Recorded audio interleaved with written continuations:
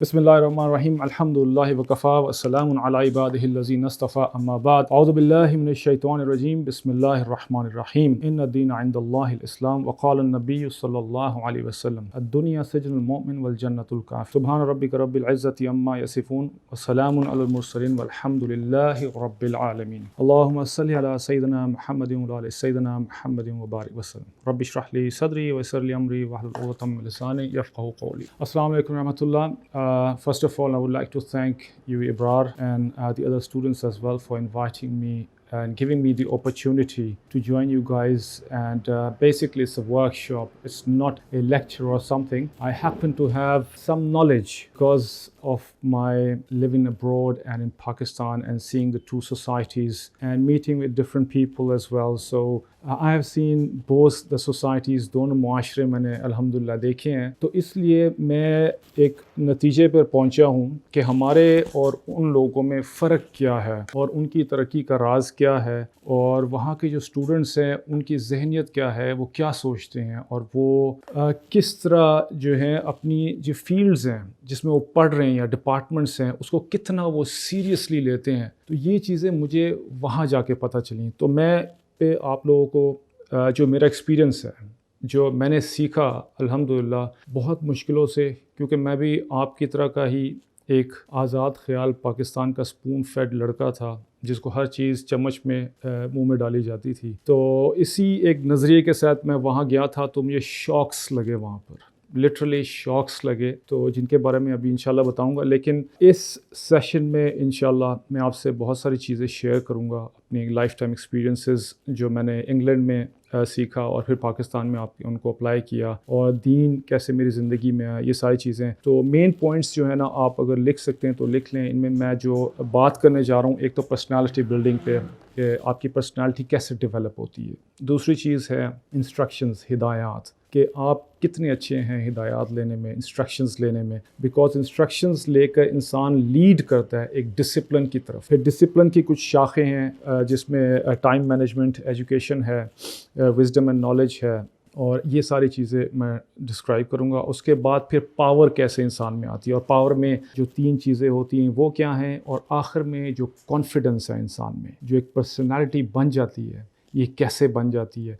तो इन चीज़ों पे इंशाल्लाह मैं डिस्कस करूँगा और आप लोगों से बात करूँ। इंशाल्लाह फ़ायदा होगा इस सेशन के बाद, क्योंकि बहुत सारी चीज़ें मेरे जहन में हैं। तो अल्लाह ताला मुझे तौफ़ीक़ अता फ़रमाए कि मैं उन चीज़ों को, उन एक्सपीरियंसेस को आपके साथ ठीक और एक्यूरेटली और प्रिसाइसली मैं आपके साथ शेयर कर सकूँ। क्योंकि मुझे कल ही इब्रार भाई ने बताया तो मेरे पास इतना टाइम नहीं था ज़्यादा पॉइंट्स लिखने का, लेकिन सिंस आप लोग मेरे पुराने स्टूडेंट्स भी हैं तो इसलिए मुझे ज़्यादा इस पर घबराहट नहीं है। इंशाल्लाह आप लोगों से पहले भी मैं बात कर चुका हूँ, तो अब जो है मैं इस पर दोबारा बात करता हूँ। तो इंशाल्लाह मैं स्टार्ट करता हूँ अपने इंट्रोडक्शन से। सबसे पहले तो basically I am a UI/UX motion graphic designer, और मैंने यहाँ से NCA से बैचलर्स किया था ग्राफिक डिज़ाइन में, 4 साल का कोर्स थी, ऑनर्स में मैंने पास किया। उसके बाद मैं लंदन चला गया। लंदन में मैंने कंप्यूटर इमेजिंग एंड एनिमेशन का कोर्स किया मैंने, और उसको करने के बाद मैंने वहाँ पर बहुत सारा फ्रीलांस काम किया और कंपनीज़ को मैंने ज्वाइन किया, और मैंने अपनी एक वेबसाइट और एक कंपनी वहाँ पर बनाई खुद ही, और जो दुनिया में मेरे ख़्याल में 3 या 4 लोग चला रहे थे उस वक्त। ये 2008 और 9 की बात है। तो मतलब वो इतनी ज़्यादा पॉपुलर हो गई थी, मैक्स आफ्टर के नाम से थी, जिसमें मैं अपनी जो ग्राफिक डिज़ाइन और मोशन ग्राफिक डिज़ाइनिंग की जो टीचिंग्स थी, आफ्टर इफेक्ट्स के ट्यूटोरियल्स होते थे उसमें, और 3ds मैक्स वगैरह का, उससे मैंने स्टार्ट किया था। और मुझे नहीं पता था कि वो इतनी ज़्यादा पॉपुलर हो जाएगी और उससे मैं इतने ज़्यादा अल्हम्दुलिल्लाह अल्लाह के फ़ज़ल से जो है पैसे कमाना शुरू कर दूंगा। तो बाय द एज ऑफ 32 अल्हम्दुलिल्लाह आई वाज अ मिलियनेयर। ठीक है जी। और उसके बाद फिर वो वेबसाइट जो थी, सारी बात है जब आप मशहूर हो जाते हैं तो आपके दुश्मन भी बहुत ज़्यादा बन जाते हैं। तो किसी ने उस पर वायरस वगैरह डाल के उसको बिल्कुल जो है ना ख़त्म कर दिया मेरी वेबसाइट को। अल्हम्दुलिल्लाह फिर मैंने अपना सारा काम वीडियो हाइव में ट्रांसफ़र किया, जो इन्वाटो बहुत बड़ी एक कंपनी है जिसमें आप लोगों को पता होगा और पता होना चाहिए। इसका इन्वाटो कंपनी जिसमें बहुत से प्रोग्रामर्स, मोशन ग्राफिक डिज़ाइनर्स और ग्राफिक डिज़ाइनर्स, आर्किटेक्ट्स और हर लोग वहाँ पर एक प्लेटफॉर्म है पूरी दुनिया में, और बिलियंस ऑफ डॉलर्स का ये बड़ा प्रोजेक्ट है जिसमें आप अपने टेम्पलेट्स को अपलोड करते हैं और अपलोड करने के बाद वो डाउनलोड होती रहती हैं। तो अल्हम्दुलिल्लाह कुछ ही अरसे में मैंने वहाँ पर एलीट मैं ऑथर बन गया वहाँ पर, चूँकि मेरे पास पोर्टफोलियो बहुत स्ट्रॉन्ग था, और तकरीबन अल्हम्दुलिल्लाह वहाँ से मैंने तकरीबन $500,000 वहाँ से मैंने कमाए हैं। तो ये चीज़ें मैं आपको इसलिए बता रहा हूँ, कोई शो ऑफ़ करने के लिए नहीं, लेकिन आपको सिर्फ़ और सिर्फ मोटिवेट करने के लिए कि अगर मैं कर सकता हूँ तो आप लोग भी कर सकते हैं। ठीक है जी।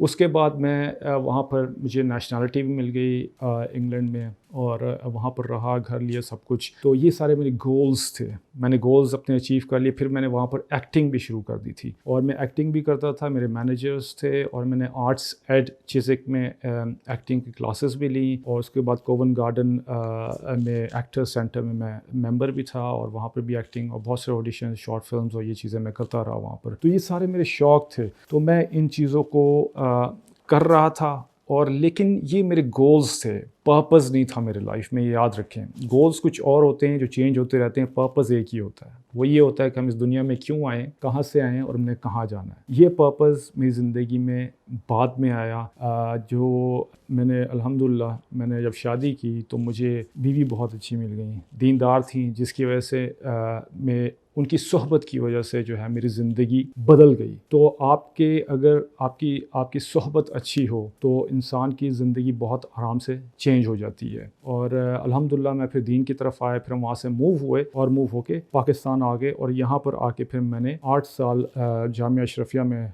इल्म दीन का मैंने कोर्स किया, और अल्हम्दुलिल्लाह वो भी अच्छी तरीके से मैंने किया और वो भी पास किया।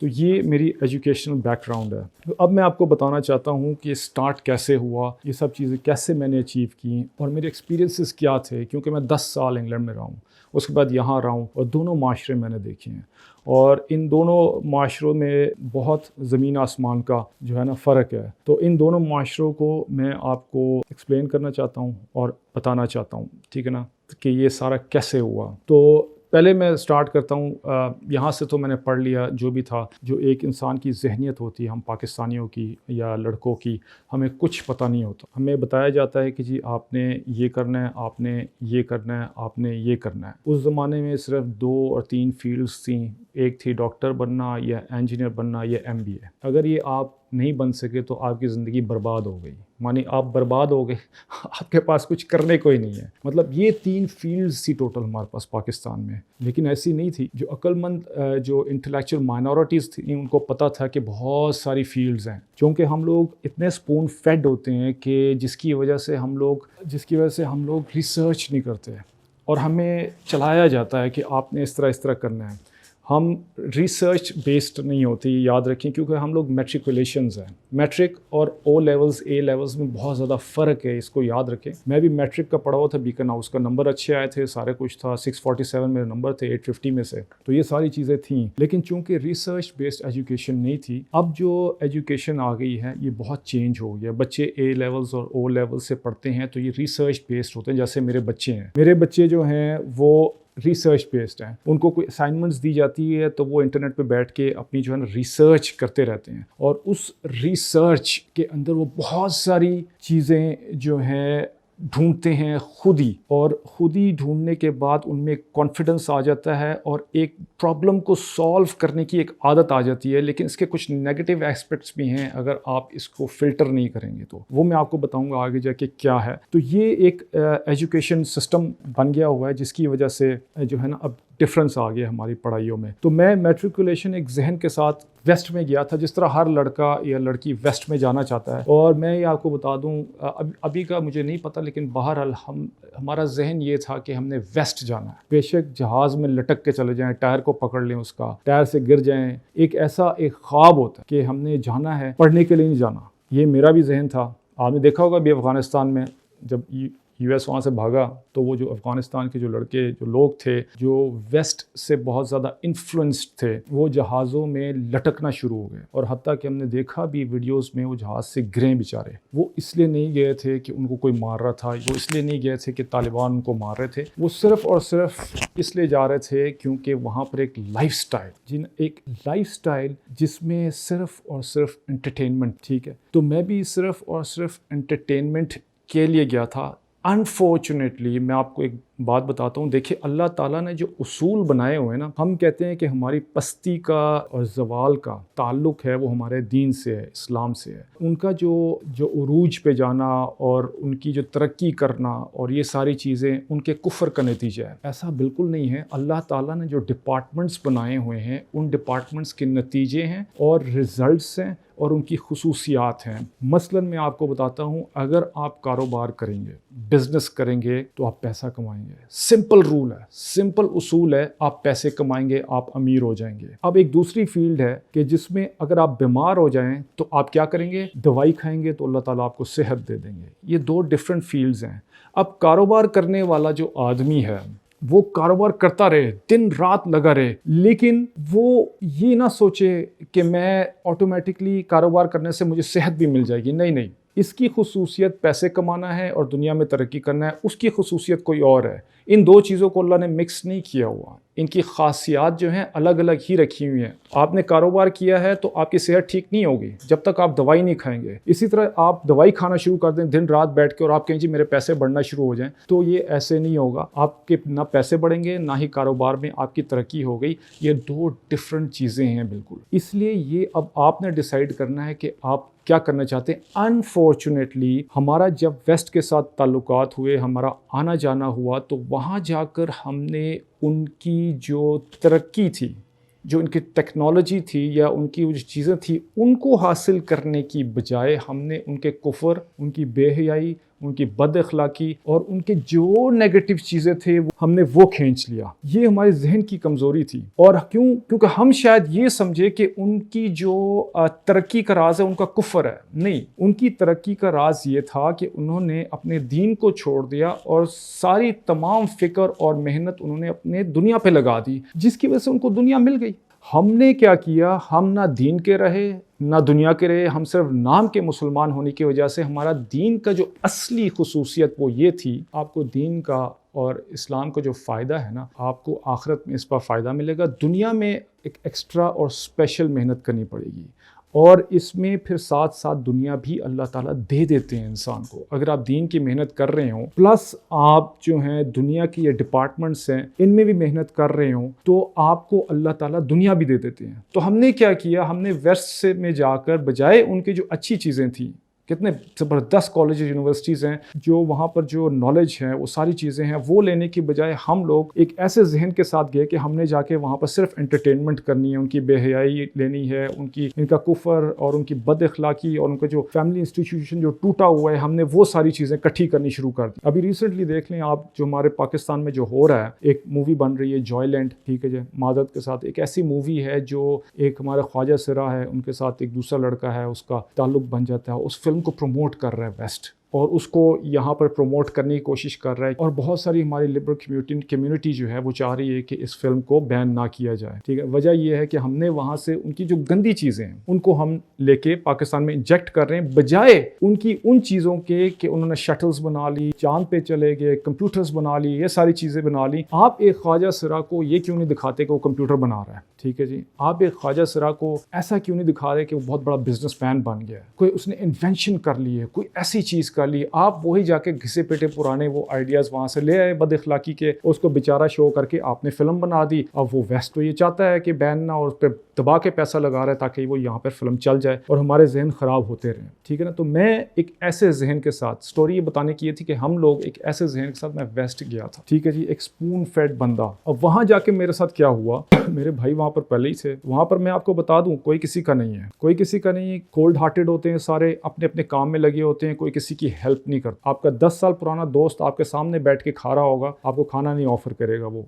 ये गारंटीड बात है। अगर करेगा तो वो आपको कहेगा कि जी कुछ अरसे बाद कि मैंने आपको खाना खिलाया था, आज आप मुझे खिलाएं, टिट फॉर टैट, मुझे भी वापस देना पड़ेगा खाना। ये इस तरह की जहनियत है वहाँ पर। लेकिन उसमें बहुत सारी अच्छी भी चीज़ें हैं जो हम वहाँ से पिक कर सकते हैं वेस्ट से। तो मैं जब वहाँ पर गया तो मेरे फादर ने मुझे सिर्फ $1000 दिए और एक टिकट खरीद के दिया और कहा बेटा ये पैसे हैं, जाना चले जाओ और जाके वहाँ पे तुमने पढ़ना है, जो करना है। असल में तो तुम्हें जाने की ज़रूरत नहीं है क्योंकि मैंने तुम्हें सारा पढ़ा दिया, लिखा दिया यहाँ पर, लेकिन हमें एक शौक़ था। मैंने कहा जी जाना ही जाना है मैंने। तो उन्होंने कहा ठीक है चले जाओ, ये ₹1,00,000 हैं, ले जाओ। और जब मैं वहाँ पहुँचा, वहाँ पहुँच के मैं ₹1,00,000 कंप्यूटर और ये सारी चीज़ें ले ली और फ्लैट वगैरह लिया। भाई थे वहाँ पर, भाई के साथ वो भी शेयर किया। तो एक हफ्ते बाद भाई ने भी कहा कि भाई आपको भी अब रेंट देना है। तो मैं कहा कि अच्छा मुझे भी रेंट देना पड़ेगा। उसने कहा आपको कपड़े भी धोने पड़ेंगे। मैंने कहा अच्छा कपड़े भी धोने पड़ेंगे, आपको डिश वॉशिंग भी करनी पड़ेगी, आपको ये सारी चीज़ें करनी पड़ेंगी। तो मैं यूनिवर्सिटी में जिसमें मैंने एडमिशन लिया था, मैं वहाँ गया, मैंने कहा जाके उनसे पूछा कि मेरी फ़ीस कितनी है। तो उन्होंने कहा जी £8,000 फ़ीस है आपकी, जो तकरीबन उस वक्त ₹16,00,000 बनती थी और मैंने उसको 1 साल में देना था। तो मेरा जहन जो है वहाँ जाके चकराया। मैंने कहा यार मैं तो यहाँ किसी और चक्कर में आया था, ये मुझे क्या हो गया। तो अब भाई ने कहा देखो तुम्हारे पास 2 ऑप्शंस हैं, तुमने या ये पैसे देने या कुछ छोटा से मोटा स्कूल देख लो, वहाँ पर अपनी एजुकेशन कर लो। तो मैंने बड़ा सोचा मैंने कहा देखो मैं इतनी दूर से आया हूँ और यहाँ पर तो बड़ा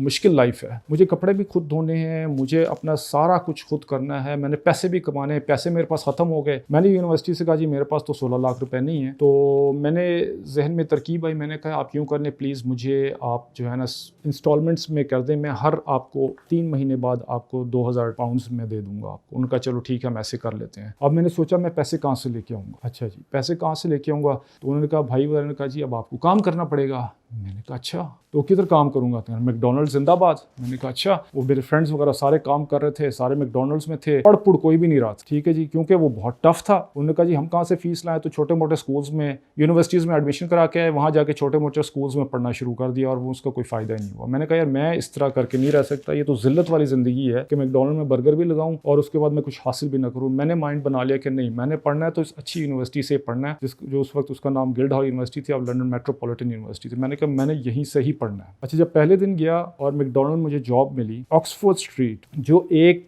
भरी हुई स्ट्रीट है, मतलब दुनिया की सबसे बड़ी शॉपिंग जो होती है वो ऑक्सफोर्ड स्ट्रीट लंदन में होती। तो मेरे भाई वगैरह ये सारे ऑलरेडी वहाँ काम कर रहे थे। मैं यहाँ पर कुछ इस किस्म का मेरा जहन था कि डिफेंस में मैं रहता था DHA में। मोटरसाइकिल में मैं नहीं बैठ, क्योंकि मैं जी बहुत शाहाना और बादशाह टाइप स्टाइल मेरा, और अपनी औकात जो है मुझे याद नहीं। इस तरह का जहन जो होता है इधर के लड़कों का, मेरा भी उस तरह का जहन था। तो वहाँ जब मैं गया और जब जाके मैंने मैनेजर से बात की तो उसने पहली चीज़, मुझे कॉरिडोर था बहुत लंबा सा, मतलब एंट्रेंस जो उसकी थी तकरीबन यहाँ से काफ़ी दूर, कोई 40-50 फुट की उसकी एंट्रेंस थी और काफ़ी वाइड थी और खचा खच लोगों से भरी हुई थी वो। उस बंदे ने, मैनेजर ने मुझे एक मॉप पकड़ाया। मॉप होता है ना जिससे आप सफाई करते हैं। अब मेरा कुछ और जहन था पाकिस्तान का, मैं मतलब कि ज़्यादा, वहाँ जाके जो उसने मॉप पकड़ाया तो यकीन करें मुझे चक्कर आए थोड़े से। मैंने फ़ौरन मॉप को पकड़ा और मैंने अपने चक्कर को ज़रा कंट्रोल किया। और पीछे मेरे भाई और दोस्त वगैरह मुझे देख के हंस रहे थे क्योंकि वो भी इस सिचुएशन से वो भी गुजर चुके हुए थे। तो मैंने मॉप को पकड़ के सहारा लिया अपना। मैंने कहा यार गिरना नहीं है, क्योंकि इतने ज़्यादा लोग थे और मैंने कहा ये लोग क्या कहेंगे मैं इधर सफाई करूँगा, झाड़ू मारूंगा।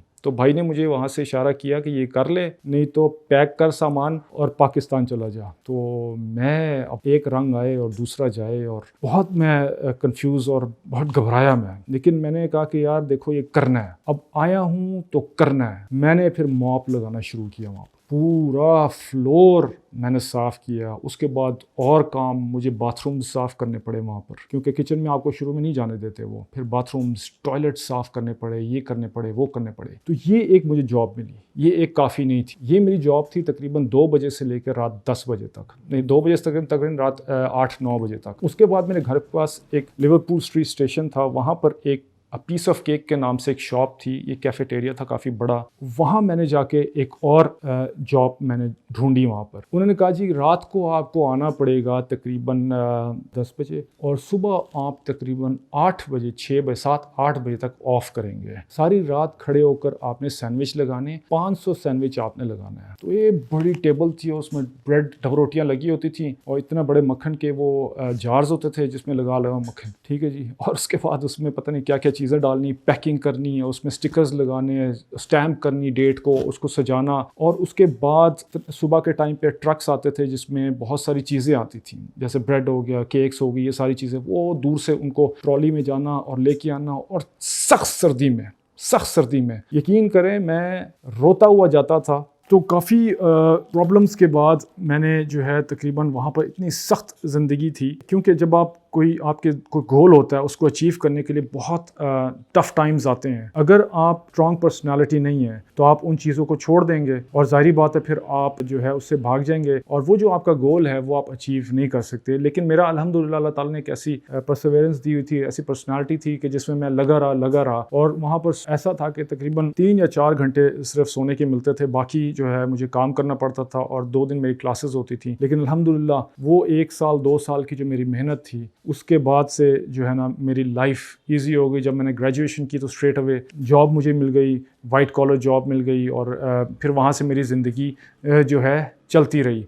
तो ये एक टफ़ टाइम था मेरी ज़िंदगी का, बहुत ज़्यादा। ये टफ़ टाइम जो है अल्लाह ताला ने मुझे तौफीक दी और एक परसेवरेंस थी जिसकी वजह से मैंने इसका सामना किया और मैं इससे भागा नहीं, और जिसकी वजह से फिर मैंने जो अपनी एजुकेशन जो थी उसकी कोई फ़ीस जो थी वो सारी मैंने दे दी और ग्रेजुएशन भी कर ली और सारा कुछ मैंने अल्हम्दुलिल्लाह कर लिया। तो ये एक मेरी छोटी स्टोरी थी जो मैंने इंग्लैंड में गुजारी। फिर वहाँ से जैसे मैंने बताया मैं फिर वापस आ गया और इल्म दीन पढ़ा मैंने अल्हम्दुलिल्लाह और दीन की तरफ आया। ये मेरी ज़िंदगी का पर्पस था। मैंने रियलाइज़ किया वहाँ बैठ के सिर्फ पैसा कमाना मेरा जो है ना ज़िंदगी का मकसद नहीं है, और इस वजह से मुझे अच्छी सोहबतें मिल गई जिनकी वजह से मैं लाइफ मेरी चेंज होना शुरू हो गई। और चेंज होने के साथ फिर हमने डिसाइड किया कि हम जो है वापस पाकिस्तान आए और वापस पाकिस्तान में आके अपनी ज़िंदगी गुजारें, और इसको मैंने पढ़ना शुरू किया और इसमें अल्हम्दुलिल्लाह ताला ने मुझे तौफीक दी कि मैंने 8 साल का जो इल्म दीन का कोर्स है वो किया और इससे मैंने बहुत सीखा और इसके बारे में मुझे बहुत सारी चीज़ें जो नहीं पता थी वो मुझे पता चल गई और मुझे वो सारे जवाब बाद मिल गए मुझे कि हम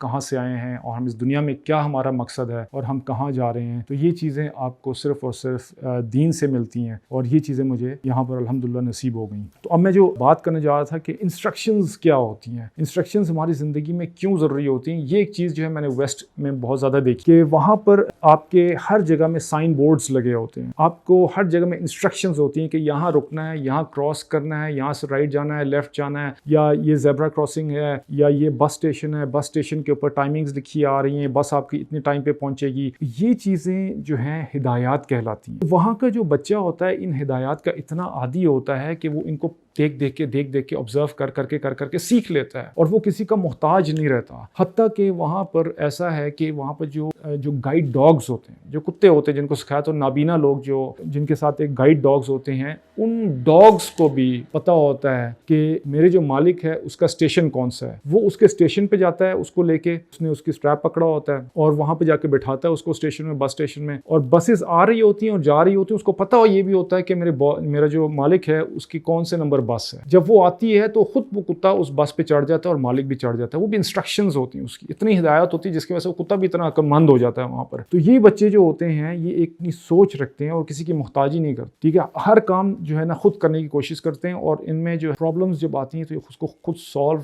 कर लेते हैं ये। इसी तरह जब पढ़ते हैं, जब एजुकेशन होती है इनकी, तो उनको पता होता है कि मैंने क्या पढ़ना है, कौन सी डिग्री करनी है, उनको बताया नहीं जाता। और वो जब वो कोई चीज़ पढ़ना चाहते हैं या कुछ करना चाहते हैं तो वो इसलिए नहीं करते हैं कि मैंने इससे पैसे कमाने, वो इसलिए करते हैं क्योंकि ये उनको पसंद होता है। हमारे जहन में ये होता है कि हमने पैसे कमाने, हमने नौकर कैसे बनना है, हमने जॉब कैसे करनी है। वो एंटरप्रेन्योर्स होते हैं, उनका जहन कुछ और होता है। हमारा जहन ये होता है कि हमने एक छोटी सी नौकरी करनी है, नौकरी करके घर गाड़ी ले लेनी है। लेकिन उनकी जहन इस तरह काम नहीं होता, उनका जहन डिफरेंट तरीके से काम होता है। तो इंस्ट्रक्शन बेस्ड की एग्जाम्पल मैं आपको देता हूँ। मैं जैसे गाँव मेरा गिलगित है, वहाँ गया तो मैंने देखा तो एक गोरा कपल था, उनके हाथ में मैप था। वो दुकान में बाजार में खड़े हुए थे और मैप दोनों देखते थे और इस तरह इशारा करते थे और उस दुकान में पहुंच जाते थे। मतलब वो मैप से इंस्ट्रक्शंस लेते थे, किसी से नहीं पूछते थे। हालांकि मैं वहाँ का लोकल, और मैं जब बाजार में जाऊँ तो लोगों से मुझे पूछना पड़ता था। मोहताजी थी कि भाई ये बताना फलां दुकान किधर है, फलां दुकान किधर है, कहाँ जाना है, ये चीज़ें कहाँ हैं, ये इदारा कहाँ है, मुझे पूछना पड़ता था। क्योंकि हम इंस्ट्रक्शन बेस्ड नहीं है, हमें हिदायत लेनी नहीं आती और ना ही हमने इस चीज़ों को सीखा। तो उन्होंने इस चीज़ को सीखा। सीखने के बाद जो इंस्ट्रक्शंस और हिदायत लेने के बाद वो अपनी ज़िंदगियों के जो फ़ैसले होते हैं जो इंसान के अंदर होनी चाहिए कि अपनी ज़िंदगी के फ़ैसले जो हैं करें, तो ये वहाँ से एक अच्छी चीज़ जो है मैंने सीखी, ज़िंदगी में अप्लाई किया। इसकी एक मिसाल ऐसे जैसे एक लड़का है जिसका नाम बोयान लैट है, जो तकरीबन 16 साल की उम्र में उस लड़के के जहन में सिर्फ ये था कि जैसे ओशन है, आपको पता है वेस्ट में मायामी बीच और बीचेस के पास ये जो गोरे होते हैं बहुत ज़्यादा लिटर फेंकते हैं, वो जो गंद होता है, प्लास्टिक हो गया, बॉटल्स हो गई, सारी चीज़ें हो गई, वो समंदर के ऊपर एक लेयर जो है तैर रही है जो तकरीबन 500 माइल्स से भी ज़्यादा है, यानी कि इस्लामाबाद से लाहौर तक जो रास्ता है इससे भी ज़्यादा एक बहुत वाइड एक गंदगी और गार्बेज का एक सिलसिला जो है ना तैरता हुआ चल रहा है। इस लड़के के जहन में ये आया, 16 साल का लड़का, कि जी मैं इसको साफ करना चाहता हूँ, ये मेरी ज़िंदगी का मकसद है, मैं इसके लिए कोई इन्वेंशंस करना चाहता हूँ। लिहाजा उसने उस फील्ड में पढ़ना शुरू कर दिया या उसने डिवाइसेस छोटी छोटी बनाने शुरू कर दी और इवेंचुअली वो इतना मशहूर हो गया कि उस लड़के को बड़ी बड़ी कंपनियों ने, एंटरप्रेन्योर्स ने हायर किया। उसकी जो डिवाइस और जो मशीन थी जो गंद को कलेक्ट करते थे और कितने टन्स, मिलियंस ऑफ टन्स की जो गंद है उसको उसने कलेक्ट करना शुरू कर दिया और लोगों ने उसको पैसे दिए और बाय द एज ऑफ 20 अब वो 25 का है, वो एक मिलियनेयर है और वो ऐसी डिवाइसेस बनाता है। अब ये क्यों हुआ? ये इसलिए हुआ क्योंकि उसको एक शौक था, उसके जहन में था कि मैंने कुछ करना है। इस तरह एक और लड़की है जिसका नाम ग्रेटा थनबर्ग है, जो शायद 13-14 साल की लड़की है, एनवायरमेंटलिस्ट एक्टिविस्ट है और उसके जहन में ये आया कि मैं जो ये क्लाइमेट है इसमें चेंजेस आ रही हैं जिसकी वजह से ये तूफान, जैसे भी पाकिस्तान में आपने देखा सैलाब आ गया, ये इतनी तबाही मच गई, ये क्योंकि आइसबर्ग्स आपके पिघल रहे हैं और ये गाड़ियाँ और ट्रैफिक और इनकी वजह से ये जो पोल्यूशन हो रही है और डिफॉरेस्टेशन हो रही है और ट्रैफिक हो रहा है, इसकी वजह से जो नई नस्ल है उनको वो ज़िंदगी नहीं मिलेगी, वो जल्दी मर जाएंगे। मतलब इस तरह की उसकी एक सोच थी कि क्लाइमेट चेंज हमारी ज़िंदगियों को ख़राब कर रहा है। इसके बारे में उसने स्कूल में अपने स्ट्राइक्स करनी शुरू कर दी, अपने पेरेंट्स को बताना शुरू कर दी, प्ले कार्ड लेके जाना शुरू हो गई। वो लड़की आहिस्ता आहिस्ता गवर्नमेंट के जो इदारे हैं बड़े बड़े, उन्होंने फिर उसको अटेंड किया, उसने गौर को फिक्र किया और उस लड़की के साथ ताउन किया और इवेंचुअली वो अब इस वक्त इतना बड़ा नाम है, एनवायरनमेंट एक्टिविस्ट है और इसमें बहुत ज़्यादा वो काम कर रही है। और उसकी उम्र क्या थी? को 13-14 साल। इस उम्र में उसकी सोच देखें कि हमारी इस उम्र में क्या सोच होती है कि हमने टिकटॉक्स बनाने हैं, हमने गाने सुनने हैं, हमने गाड़ियाँ लेनी हैं, उनके टायर बड़े बड़े करवाने हैं, हमें उसमें बड़े बड़े डेक्स लगवाने हैं, उसमें गाने ऊंचे ऊंचे सुनने हैं हमने, बस ये हमारे जहन में चीज़ें आती हैं। रात को निकल के रात को हमने नहीं सोना है, सारी रात बैठ के फिल्में देखनी है, वीडियो गेम्स देखनी है, क्रिकेट खेलना है, ये सारी चीज़ें हमारे से करवा लें, लेकिन हमारा जहन कभी भी इस तरफ नहीं जाएगा। इसके अलावा आप देख लें मोहम्मद बिन कासिम, जो बहुत बड़ा नाम है, 695 में पैदा हुए, 715 में डेथ हुई और उनकी उम्र सिर्फ 20 ईयर्स और 708 से 11 तक उन्होंने अपने कॉन्क्वेस्ट शुरू किए। वो वहाँ से अरब से वो चले और पाकिस्तान उस वक्त बड़े सगीर जो यहाँ पर था, यहाँ पर आए, राजा दाहिर को उन्होंने शिकस्त दी और जिसकी वजह से यहाँ पर इस्लाम यहाँ फैला, वो लोग वहाँ पर आके रहे। अब उनकी उम्र क्या थी उस वक्त? 14 साल, ओनली 14 ईयर्स। 6000 की आर्मी के साथ वो यहाँ पर आया, उसने राजा दाहिर को शिकस्त दी और यहाँ पर आके सिंध में इस इलाके को फतह किया। इसके अलावा और भी बहुत सारे इलाके फतह हो गए और 720 में डेथ हो गई।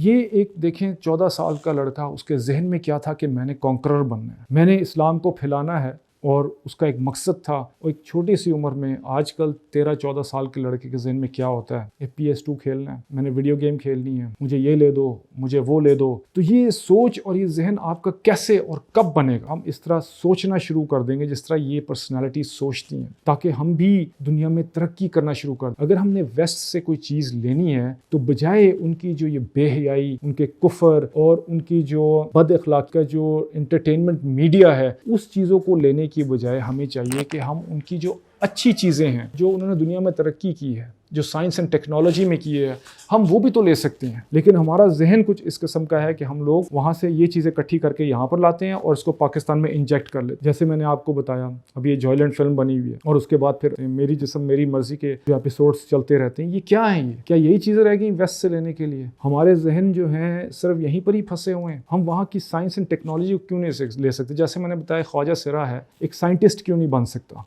एक ख्वाजा सिरा जो है वो एक बिजनेसमैन क्यों नहीं बन सकता? ये सारी चीज़ें उसमें क्यों नहीं आ सकती कि जाके उसने वही एक गलत काम करना है जो एक कौम लूत जो थी उसने किया और अल्लाह ताला का सख्त अजाब उनके ऊपर आया। तो हमें चाहिए कि हम भी जो है ना वेस्ट से बेहतर है कि अच्छी अच्छी चीज़ें लें उनसे जो हो सकता है। अच्छा, दूसरी चीज़ जो मैंने आपसे डिस्कस करनी थी वो डिसिप्लिन। डिसिप्लिन क्या होता है? देखें, डिसिप्लिन जब तक इंसान की ज़िंदगियों में नहीं आएगा वो कामयाब नहीं हो सकता। आपके अंदर ऑर्गेनाइजेशनल स्किल्स अगर नहीं है तो आप दुनिया में कोई भी डिपार्टमेंट ज्वाइन कर लें तो उसमें तरक्की नहीं कर सकते, क्योंकि आपको ऑर्गेनाइज ही नहीं करनी आती चीज़ें। तो इसमें इस्लाम ने एक रूल बताया, वज़ शैई फ़ी महल्लिही, कि एक चीज़ को उसकी जगह पर रख देना ये क्या है, ये अदल है। और वज़ शैई फ़ी गैरि महल्ली, एक चीज़ को उसके महल उसकी जगह से हटा देना क्या है, जुल्म है। जैसे मैंने मिसाल दी कि ये टोपी है मेरे सर पे है, इसकी महल उसकी जगह क्या है, मेरा सर है। अगर मैं इसको उठा के अपने जूतों पर रख दूंगा तो ये क्या हो जाएगा, ये टोपी के साथ ज्यादती हो जाएगी। इसी तरह जूते हैं, जूते पाँव पर पहनने की चीज़ है, अगर मैं उसको उठा के सर पे रख दूंगा तो सर के साथ ज्यादती हो जाएगी। तो ये अदल और इंसाफ का तकाजा नहीं है। बेस्ड ऑन इस उसूल पर हमें छोटी छोटी चीज़ों को पहले सॉल्व करना चाहिए। कहते हैं ना, do it locally before you go globally. ठीक है, जैसे जॉर्डन पीटरसन है, बहुत बड़े साइकोलॉजिस्ट हैं, उन्होंने कहा कि क्लीन योर रूम फर्स्ट। जब तक आप अपने कमरे को साफ नहीं कर सकेंगे तब तक आप दुनिया में जो है ना आगे और कोई बड़ा काम आप नहीं कर सकते। अगर आप कहते हैं जी मैं बहुत बड़ा काम करना चाह रहा हूँ, ये करना चाह रहा हूँ, अगर आपका कमरा गंदा है और अगर आपकी अलमारी ठीक नहीं है, आपका घर गंदा है, आउट ऑफ ऑर्डर है, तो आप बड़ी चीज़ आप ठीक नहीं कर सकते, क्योंकि आप छोटे डिपार्टमेंट्स ठीक नहीं कर पा रहे तो बड़े डिपार्टमेंट्स आप क्या ठीक करेंगे। अत्तहूरु शत्रुल ईमान, इस्लाम भी कहता है कि सफाई निस्फ ईमान है। अपना कमरा साफ करने का क्या मतलब है कि कमरे में बहुत सारे डिपार्टमेंट्स हैं। आपकी अलमारी है, उसमें बहुत सारे कंपार्टमेंट्स हैं। एक कंपार्टमेंट में आपकी शर्ट्स आएंगी, एक कंपार्टमेंट में आपकी जीन्स आएगी, एक में सॉक्स आएंगी, एक में जूते आएंगे, एक में बाकी चीज़ें आएंगी। इस तरह बेड है, बेड के ऊपर क्या चीज़ें आएंगी, बाथरूम में है उसमें क्या चीज़ें ठीक करनी, ये सारे डिपार्टमेंट्स हैं। जब आप इन डिपार्टमेंट्स की चीज़ों को उसके अंदर रखना सीख जाएंगे तो आपके अंदर भी जहन ऑर्गेनाइज्ड होना शुरू हो जाएगा। जब आपका जहन ऑर्गेनाइज हो जाएगा तो आप बाहर जाएंगे तो जब आपके सामने प्रॉब्लम्स आएंगी तो आप बड़े आराम से उसको सॉल्व कर लेंगे। अदरवाइज आप सोचते रहेंगे यार ये मैंने चीज़ कहाँ डालनी थी, ये चीज़ कहाँ डालनी है। ये प्रैक्टिस है। इस प्रैक्टिस को जब तक आप नहीं करेंगे, उस चीज़ को उसकी जगह पे नहीं रखेंगे, जूतों को उसकी जगह पे नहीं रखेंगे तो ये जुल्म है। आपने जूते बाहर फेंक दिए तो जुल्म है। जूतों के रैक में रखना चाहिए। कपड़े हैं आपने उतारे और फेंक दिए, ये जुल्म किया कपड़ों के साथ। कपड़ों की जगह अलमारी है, आपने अलमारी के अंदर है। इस तरह हमने जब मस्जिदों में जाते हैं तो मस्जिद के बाहर जूते फेंके पड़े होते हैं, हालांकि वहाँ रैक्स रखे होते हैं। वो जूते रैक्स में आपने रखने हैं, ये उसकी जगह जो एंट्रेंस होती है वहाँ नहीं फेंकनी आपने, क्योंकि आने वाले इंसान को बहुत तकलीफ होती है इसकी वजह से। वो जूतों को पाँव रख रहा होता है, उसको जूते उतारने की जगह नहीं मिल रही होती है। तो जब तक हमारे ये डिपार्टमेंट्स जो हैं इन चीज़ों को हम ठीक नहीं करेंगे लोकली तो हम ग्लोबली भी कुछ नहीं कर सकते हैं। फिर आपका दीन भी जो है, आप जितना भी दीन पर भी चलने की कोशिश कर लें वो भी आपके लिए मुश्किल हो जाएगी, क्योंकि आप प्रॉब्लम सॉल्वर नहीं है। हमारे नबी करीम सल्लल्लाहु अलैहि वसल्लम बहुत ज़्यादा ऑर्गेनाइज थे। उनकी हर चीज़ ऑर्गेनाइज थी, हर चीज़ के नाम। उनकी अगर कंघी थी तो कंघी का भी नाम है, उनकी अगर मिसवाक थी मिसवाक का भी नाम था, सुरमादानी थी तो उसका भी नाम था, बर्तन थे तो उसके भी नाम थे। नाम देने थे नबी करीम सल्लल्लाहु अलैहि वसल्लम। आप सोच सकते हैं कि कभी किसी इंसान ने अपने सुरमादानी का नाम दिया हो, अपनी कंघी को नाम दिया हो। ये ऑर्गेनाइजेशनल स्किल्स की इंतहा है। किसी चीज़ को रिस्पेक्ट देना। नबी करीम सल्लल्लाहु अलैहि वसल्लम हर उस चीज़ को रिस्पेक्ट देते थे जो उनके साथ जुड़ी होती। मिसवाक को रिस्पेक्ट देना, उसका नाम रखना, ये प्यार की अलामत है। हम अपने बच्चों को नाम देते हैं जब वो पैदा होते हैं, क्योंकि हमारे प्यार और मोहब्बत की अलामत है। इसी तरह आप एक बेजान चीज़ को, एक कंघी को जब उसको नाम देंगे तो आप उसको इज्जत दे रहे हैं, उसकी रिस्पेक्ट कर रहे हैं, अल्लाह ताला का शुक्र अदा कर रहे हैं उसकी। तो नबी करीम सल्लल्लाहु अलैहि वसल्लम का हमारा ये तरीकाकार था, इतने ज़्यादा ऑर्गेनाइज्ड थे, हर चीज़ उनकी एक जगह में पड़ी होती। तो हमें भी इसलिए कहा है लक़द काना लकुम फ़ी रसूलिल्लाहि उस्वतुन हसना, कि तुम नबी करीम सल्लल्लाहु अलैहि वसल्लम जो है ना आपके लिए बहुत बेहतरीन नमूना है, आप उसको फॉलो करें। Best of all the people. अगर हम उनको फॉलो करेंगे तो ये ऑर्गेनाइजेशनल स्किल्स हमारे अंदर ऑटोमेटिकली आना शुरू हो जाएंगी। तो इसलिए हमें चाहिए कि हम जो है ना अपने कमरे से स्टार्ट करें। तो डिसिप्लिन बहुत ज़्यादा ज़रूरी है। अब जब आपके अंदर डिसिप्लिन आएगा तो ये आपको टाइम मैनेजमेंट भी सिखाएगा। टाइम मैनेजमेंट क्या है कि आपको डिपार्टमेंट्स कंट्रोल करने आ गए, तो टाइम का भी एक डिपार्टमेंट है, 24 आवर्स हैं, इसको आपने कैसे कंट्रोल करना है, इसको कैसे आपने हैंडल करना है, कैसे डिवाइड करना है आप, और किस तरह आप अपने आवर्स को, पढ़ाई के जो आप आवर्स हैं आप उसको देंगे, स्पोर्ट्स के आवर्स आप उसको देंगे, अपने घर वालों के साथ टाइम देंगे, ये सारी चीज़ें। क्योंकि आपका माइंड है, आपकी ज़िंदगी है, वो 4 हिस्सों में है। जैसे 24 घंटे हैं, उसमें से 8 घंटे आप फैमिली को देते हैं, 8 घंटे अपने काम को देते हैं, आप 8 घंटे आप अपनी नींद को देते हैं, फिर 8 घंटे आप सोचने में और लोगों की हेल्प करने में। ये सारी चीज़ें अगर जब तक आपके ये डिपार्टमेंट्स क्लियर नहीं होंगे तो आपकी हर चीज़ गलत मलत होना शुरू हो जाएगी। सिर्फ काम करते रहेंगे, काम करते रहेंगे तो बाकी डिपार्टमेंट्स में ये काम जाता रहेगा। बाकी डिपार्टमेंट्स भी आपके दिमाग के जब फुल हो जाएंगे तो इंसान टेंशन में चला जाता है, परेशानियों में चला जाता है। जैसे अभी वेस्ट में भी होता है, बहुत ज़्यादा आप जब काम करते हैं तो वर्कaholic बन जाते हैं, फिर आपको दवाइयाँ खानी पड़ती हैं, एंग्जाइटी हो जाती है, प्रॉब्लम्स हो जाती है। हमारा दीन जो है सबसे अच्छा टाइम मैनेजमेंट हमें सिखाता है कि नमाज एक ऐसी चीज़ है, फजर, ज़ोहर, असर, मगरिब, इशा, जो आपके अंदर टाइम मैनेजमेंट पैदा करती है। आपको टाइम पे एक चीज़ करने की आदत डाल देती है, जिसकी वजह से आपकी जो टाइम को कैलकुलेट करने की आदत और हैंडल करने की आदत आपकी ठीक हो जाती है। अच्छा, जब आपके अंदर डिसिप्लिन आ जाता है, टाइम मैनेजमेंट आ जाता है, तो फिर आपके अंदर एक और चीज़ आ जाती है जिसको कहते हैं एजुकेशन, नॉलेज और विजडम। अब एजुकेशन क्या है? देखिए, एजुकेशन तालीम है, नॉलेज क्या है? इल्म है, और विजडम क्या है? हिकमत है। आप किसी गाड़ी को देखते हैं, आपको बताया जाता है ये गाड़ी का स्टीयरिंग है, ये हैंडल है इसका, ये गियर है, ये इंजन है। अब ये आपको एजुकेट कर रहे हैं गाड़ी के। जब ये सारी आपको चीज़ें पता चल जाती हैं तो ये नॉलेज में चेंज हो जाता है कि अब आपको इल्म हो गया इस गाड़ी के बारे में। अब आपने इसको, गाड़ी को कैसे इस्तेमाल करना है, ये आपकी विजडम होगी कि मैंने गियर को इस तरह इस्तेमाल करना है, मैंने इसको स्टीयरिंग को इस तरह इस्तेमाल करता है। तो ये क्या होगी? एजुकेशन, नॉलेज और विजडम। हजरत आदम अलैहिस्सलाम को अल्लाह ताला ने एजुकेट किया, उनको जो नाम बताए तो उन नामों को उन्होंने सीख लिया। सीखने के बाद क्या आ गया उनके पास इल्म की ताकत आ गई। और जब उनका इम्तिहान लिया गया फरिश्तों के साथ, तो उन्होंने फट जो है जल्दी जल्दी वो सारे जो नाम थे वो अपनी विजडम के साथ कैलकुलेट करके जब बताया, तो फरिश्तों ने वाकई कहा कि ये कोई आला मखलूक अल्लाह ताला ने बनाई है। वो वजह क्या थी कि उनको एजुकेट किया गया, फिर उनमें वो इल्म आया, फिर अपनी विजडम से उन्होंने वो इम्तिहान जो था वो पास कर लिया। तो जब आप डिसिप्लिन आप में आ जाता है, टाइम मैनेजमेंट आ जाती है, तो ये चीजें आपको सीखने में मिलती हैं। फिर आप अपना वक्त जो है सही जगहों में लगाते हैं, इल्म हासिल करने में लगाते हैं, एजुकेट करने में लगाते हैं अपने आप को, और फिर उसको अप्लाई करते हैं। अब इसके बाद फिर आप में क्या आता है? आप में कॉन्फिडेंस आ जाता है। कॉन्फिडेंस ये है कि अब आपके अंदर इल्म आ गया, आपके अंदर कितनी नॉलेज है। सबसे ज्यादा जरूरी, आप एम्प्टी कैन तो नहीं है कहीं, आपने किताबें पढ़ी हैं, आपने रिसर्चेस की हैं, ऑब्जर्वेशंस की हैं, अब आपके अंदर बहुत ज्यादा नॉलेज आ गई। एक चीज आ गई, अब दूसरी चीज है इस नॉलेज को आपने प्रैक्टिस कितना की। ये कितनी जरूरी चीज है कि नॉलेज को प्रैक्टिस करना है। ठीक है, जब तक आप नॉलेज को प्रैक्टिस नहीं करेंगे उसका कोई फायदा नहीं है। इल्म पढ़ लिया आपने, अमल कोई भी नहीं है, तो उसका कोई फायदा नहीं। दीन आपने पढ़ तो लिया लेकिन अमल कोई नहीं है, तो इसलिए इसका फायदा नहीं। इसलिए अमलुस्सालिहात की जो है ना, कुरान में बहुत दफा आया हुआ है कि इसको अमल करें, अमल करें, अमल करें। उसके बाद उसमें एक तीसरी चीज है टैलेंट, इनहेरेंट टैलेंट, कि आप में अंदर टैलेंट के। ये टैलेंट बहुत एक छोटी सी चीज है। अब बहुत ज्यादा अगर आप में टैलेंट है तो इसका मतलब नहीं, ये नहीं कि आप एकदम कामयाब आदमी हो जाएंगे। जब आप बड़ी सर्कल में जाते हैं, जब सीरियस सर्कल में जाते हैं, एक बच्चा बहुत अच्छा क्रिकेट खेलता है, लेकिन जब आप एक सीरियस सर्कल में जाते हैं, आप इंटरनेशनल क्रिकेट खेलते हैं, तो बहुत सारी चीजें सीखनी पड़ती, जो खाली टैलेंट से नहीं आती, बहुत सारी नॉलेज होती, वो सीखना पड़ता है। आप बहुत सारी क्रिकेट के बारे में चीजें जाननी पड़ती हैं, फुटबॉल के बारे में जाननी पड़ती हैं। इस तरह डिफरेंट फील्ड्स होती हैं, वो आपको पता है। फिर इसमें फिनिश आ जाता है, फिर आप उसमें बेहतर होते जाते हैं, और फिर उसको प्रैक्टिस करते हैं। फिर ये तीनों चीजें मिलकर आप में कॉन्फिडेंस आ जाता है, फिर आप इस बात करने के लायक हो जाते हैं, और आप ऑडियंस के साथ बात कर सकते हैं। फिर आपको पता होता है कि ऑडियंस से आपने किस तरह बात करनी है। आपको ऑडियंस के मिजाज का पता होना चाहिए कि ऑडियंस कहीं आपको